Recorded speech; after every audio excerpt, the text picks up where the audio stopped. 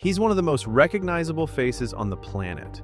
Billions at the box office. Global dominance across 3 decades. From wrestling rings to jungle treks to superhero showdowns, Dwayne Johnson has done it all. Audiences love him. Studios worship him. His movies print money. So why does he have almost no real awards? Not a single Oscar nomination. No Golden Globe wins. BAFTAs? Emmys? Nothing major. He's won Kids' Choice Awards and MTV Movie Popcorn trophies, the kind you hand out for being popular, not for being great. But when the industry gathers for the real ceremonies, his seat is empty. This isn't misfortune. And no, it is not some industry-wide vendetta against big action heroes. This is a choice.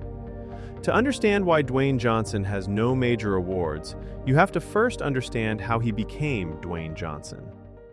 The rise of a global brand. He started in the WWE as The Rock, a trash-talking, eyebrow-raising, people's elbowing phenomenon. Wrestling is performance, but it's not acting. It's about charisma, timing, and connecting with a live audience. Johnson had all of that in spades. By the early 2000s, Hollywood came calling. His first leading role was The Scorpion King in 2002. It was a spin-off from the Mummy franchise. Yes, that same universe Universal would later crash into the ground with Tom Cruise.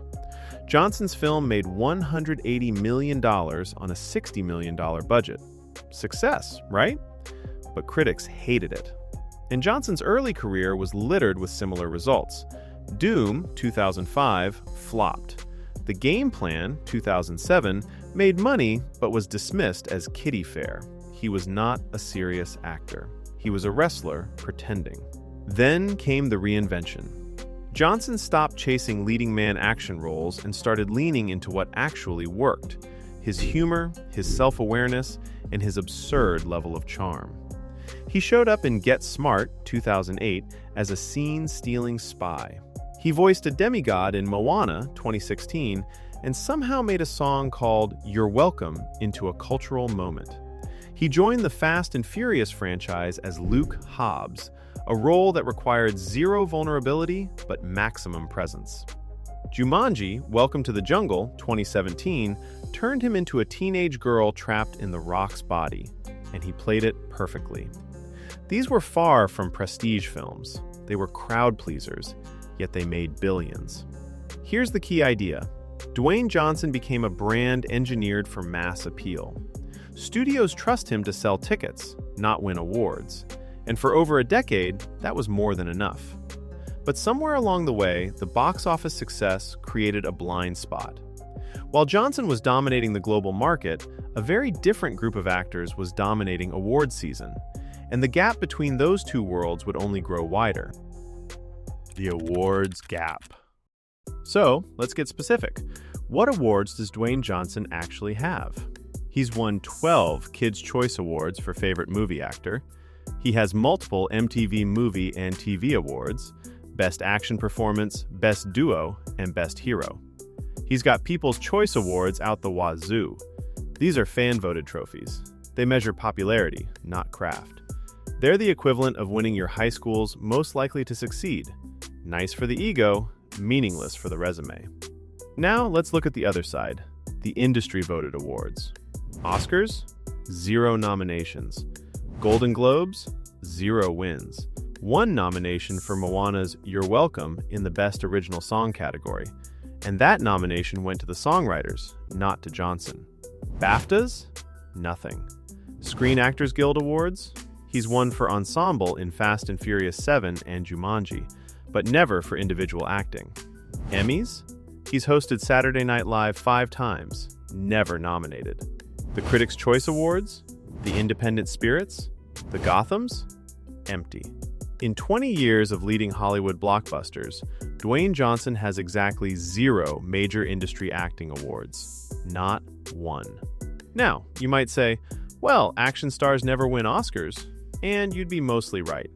Arnold Schwarzenegger never won. Bruce Willis was nominated for a Golden Globe for Moonlighting, the TV show, but never for Die Hard. Jason Statham? Not a chance. The Academy has historically ignored genre films in favor of dramas about trauma, transformation, and the human condition. But here's the problem with that excuse. Other action-adjacent stars have broken through. Brad Pitt won an Oscar for Once Upon a Time in Hollywood, not exactly a quiet indie. Jamie Foxx won for Ray after years of action and comedy. Will Smith won for King Richard after Bad Boys, Independence Day, and I Am Legend. Even Matthew McConaughey, king of rom-coms, transformed himself into a Best Actor winner for Dallas Buyers Club. The difference is range and risk. Johnson's filmography is remarkably consistent. Action hero, jungle explorer, larger-than-life figure, superhero anti-hero, bodyguard, demigod. He plays variations of the same archetype: strong, charming, invincible, and ultimately likable. He rarely plays vulnerable. He never plays weak. He certainly never plays morally ambiguous or unlikable. Every role is engineered to protect the brand. Contrast that with Adam Sandler. For years, Sandler churned out dumb comedies like Grown Ups, Jack and Jill, and Blended. Then he took a risk. He starred in Uncut Gems, 2019, as a sweaty, desperate, self-destructive jeweler. The role was ugly.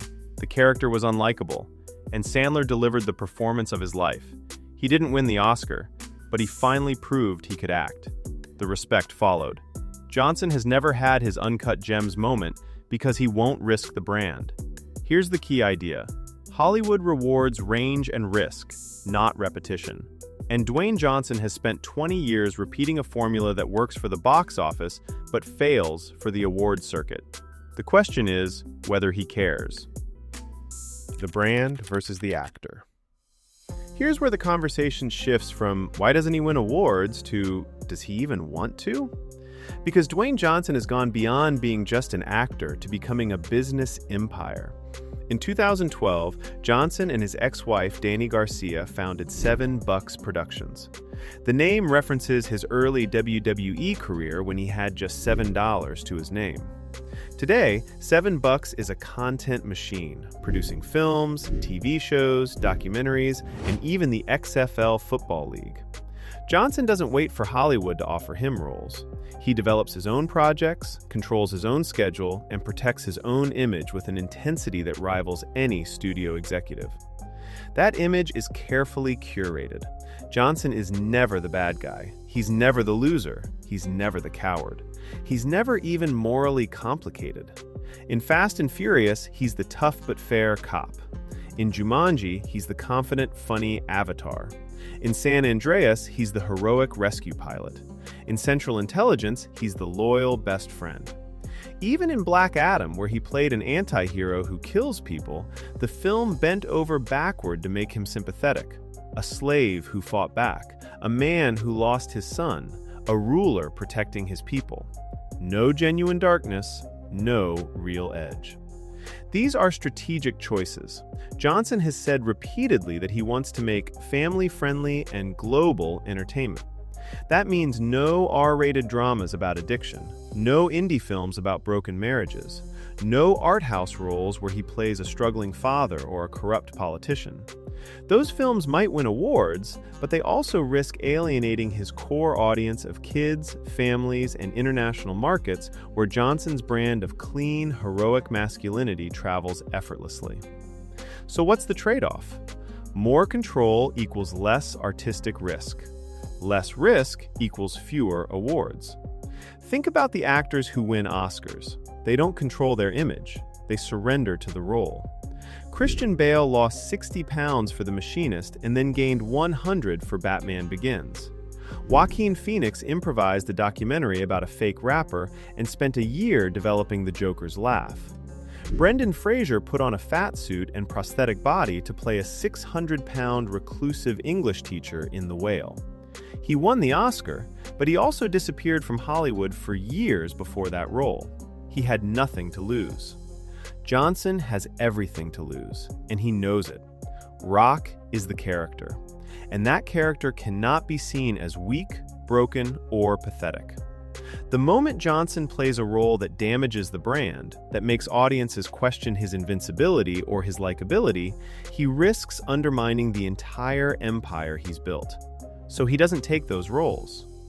Here's the key idea. Dwayne Johnson optimized his career for dominance, not artistic recognition. He chose box office over trophies, and by any business metric, he's winning. But awards aren't a business metric. They're an artistic one, and you can't win at a game you refuse to play. Hollywood politics and typecasting. Now let's talk about the elephant in the room, Hollywood's bias. Because it's not just Dwayne Johnson. The film industry has never taken action stars seriously. Arnold Schwarzenegger, 0 Oscar nominations. Sylvester Stallone, 1 nomination for Rocky, and that was 1976, before he became an action icon. Bruce Willis, a Golden Globe for moonlighting on TV, nothing for Die Hard. Jason Statham, not even close. The Academy voters are mostly older, mostly drama-focused, and largely uninterested in movies where things explode and people punch each other. But here's where Johnson's case gets specific. He's trapped in a typecasting loop. Success leads to repetition. Repetition leads to stagnation. Studios keep casting him in the same roles because those roles make money. And Johnson keeps accepting them because they're safe, profitable, and brand approved. The loop feeds itself. The problem? Hollywood doesn't reward what it already expects from you. It rewards surprise. Consider Matthew McConaughey. For a decade, he was the rom-com king. How to Lose a Guy in 10 Days, Failure to Launch, Ghosts of Girlfriends Past. Everyone expected him to keep cashing checks and taking his shirt off. Then he flipped the script. He lost weight. He took supporting roles in indie dramas. He played a homophobic cowboy in Dallas Buyers Club and a desperate detective in True Detective. The result? An Oscar, an Emmy, and a career renaissance. Hollywood called it the McConaissance. It happened because he broke his own mold. Or look at Adam Sandler. The man made Jack and Jill, which won 8 Razzies, and then delivered uncut gems. He played a sweaty, lying, self-destructive jeweler who makes you uncomfortable for 2 hours. No jokes, no redemption, no brand protection. He didn't win the Oscar, but he proved he could act, and suddenly the industry respected him in a way it never had before. Has Johnson ever done anything like that? No. The closest he came was Pain and Gain, 2013, where he played a real-life bodybuilder who kidnaps and murders people.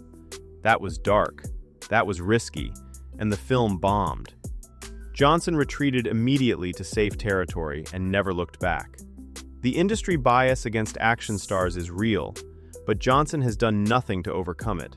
And until he takes a real risk, a vulnerable, uncomfortable, brand-damaging risk, that gap in his trophy case will remain empty. Can he ever win one? So let's ask the question that everyone dances around. Could Dwayne Johnson actually win a major acting award if he wanted to? The honest answer is yes, but the path is brutal. Here's what it would take. First, a dramatic physical transformation, the kind where he disappears. He'd need to lose the muscle, change his posture, maybe even wear prosthetics. The audience would have to forget they're watching The Rock and see only the character. Second, a smaller, character-driven film. No explosions, no one-liners, no green screens. Think The Wrestler, Mickey Rourke's career comeback. Think Marriage Story, Adam Driver screaming through a kitchen. Think Sound of Metal, Riz Ahmed losing his hearing. These films cost under $20 million. They shoot in 5 weeks. They require actors to be raw, ugly, and emotionally naked. Third, real vulnerability, the kind where Johnson would have to cry on screen, or fail, or be humiliated. He'd have to play someone weak, or broken, or even unlikable. The brand would take a hit. The memes would write themselves. Chasing an Oscar would require sacrifice. He'd have to surrender control to a director who might push him into uncomfortable places. He'd have to take a pay cut. Indie films don't pay $20 million. He'd have to risk failure. He'd have to risk ridicule. And worst of all, from a brand perspective, he'd have to risk looking weak. Johnson is 53 years old. He's already one of the highest paid actors in history. He runs a production company, a football league, and a tequila brand. He doesn't need an Oscar. And maybe, just maybe, he doesn't want one. Here's the key idea. Awards require sacrifice, of control, of image, of certainty. And Dwayne Johnson has spent 2 decades building a career on exactly the opposite principles. So the question isn't whether Hollywood will give him a trophy. The question is whether he's willing to earn one. Conclusion. This wasn't about one actor's trophy case. It's about a system that rewards 2 entirely different versions of success and never asks which one matters more. Dwayne Johnson isn't an outlier. He's the logical endpoint of an industry that has quietly stopped pretending prestige and profit belong in the same room. The same machinery that elevated him now manufactures dozens of brand actors. Safe, global, endlessly repeatable. They don't fail upward, they succeed sideways. And here's what that means. The gap between popularity and respect isn't closing, it's becoming invisible. Audiences no longer expect great performances from the biggest stars. They expect efficiency. Johnson didn't break the pattern, he perfected it. And the next version of him is already being built. That should bother you more than his empty shelf.